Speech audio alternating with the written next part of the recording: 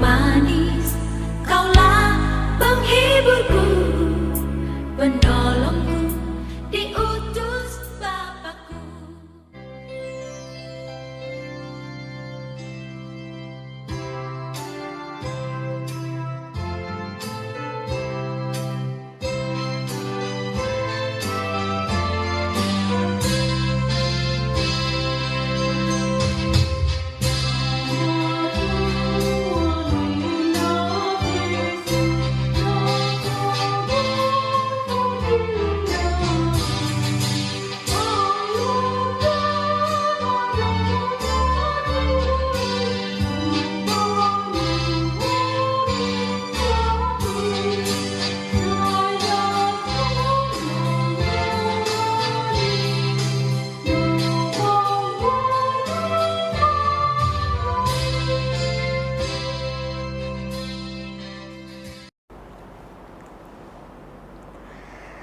Kasih karunia dan damai sejahtera dari Allah Bapa kita dan dari Tuhan Yesus Kristus menyertai kamu.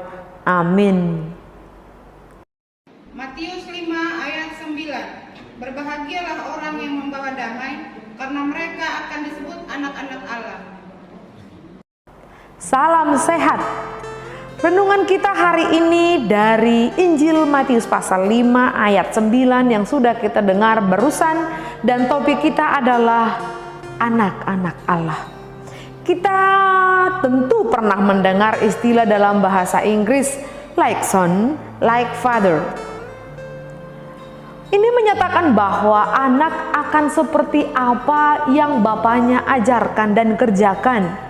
Maka ketika seseorang mengharapkan anaknya berperilaku baik, berperilaku adil dan benar, maka sang bapa haruslah lebih dahulu mengerjakannya, menghidupinya, lalu diajarkan kepada anaknya untuk diikuti. Seorang ayah menjadi role model bagi anak-anaknya. Saudara, setiap orang Kristen adalah anak-anak Allah, di mana Allah mendamaikan dirinya dengan orang-orang berdosa melalui putranya Yesus Kristus yang mati di kayu salib. Pendamaian ini adalah bukti nyata dari kasih Allah yang tiada dua. Kita sangat familiar dengan ayat Alkitab Yohanes 3 ayat 14 menunjukkan betapa Bapa di sorga penuh kasih akan dunia. Allah mendamaikan dirinya dengan manusia yang hina dina, tidak berdasarkan perilaku manusia, namun didasari oleh pribadi Allah yang adalah kasih. Allah mendamaikan diri bukan karena diminta oleh pihak yang bersalah, bukan berdasarkan permohonan manusia yang notabene pelanggar perintah tersebut. Namun pendamaian itu ialah inisiatif Allah. Saudara, Yesus dalam khotbahnya di bukit menyatakan anak-anak Allah ialah mereka yang membawa damai. Maka yang membawa damai di sini ialah orang-orang yang diperdamaikan dengan Allah oleh salib.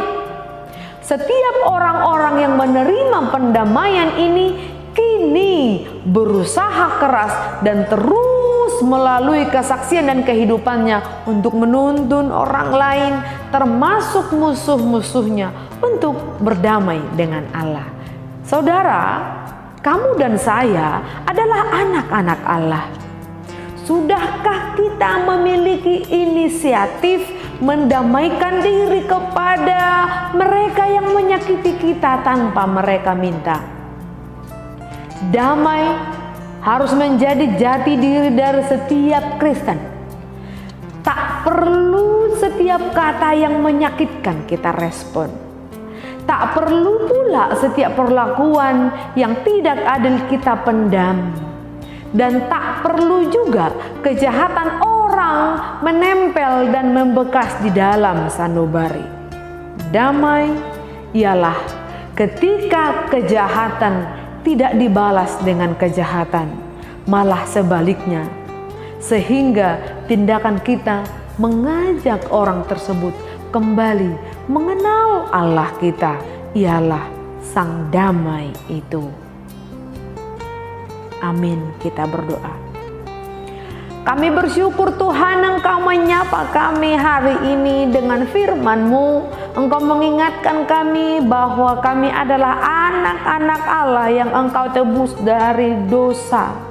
Bukan karena perbuatan kami yang baik maka Engkau mengampuni kami, tetapi karena Engkau sejatinya adalah kasih. Kami bersyukur Engkau mengingatkan kami, jati diri kami sebagai anak-anak Allah harus menghidupi sebagaimana Engkau menunjukkan kasih itu. Biarlah kami menjadi pengampun, biarlah kami juga berinisiatif mendamaikan diri bagi mereka yang menyakiti kami, yang melukai kami. Kami harus membalaskan kebaikan kami untuk kejahatan yang mereka buat. Itu wujud nyata dari kami sebagai orang Kristen. Anugerah Tuhan kita Yesus Kristus, kasih setia Allah Bapa, dan persekutuan Roh Kudus menyertai kamu. Amin.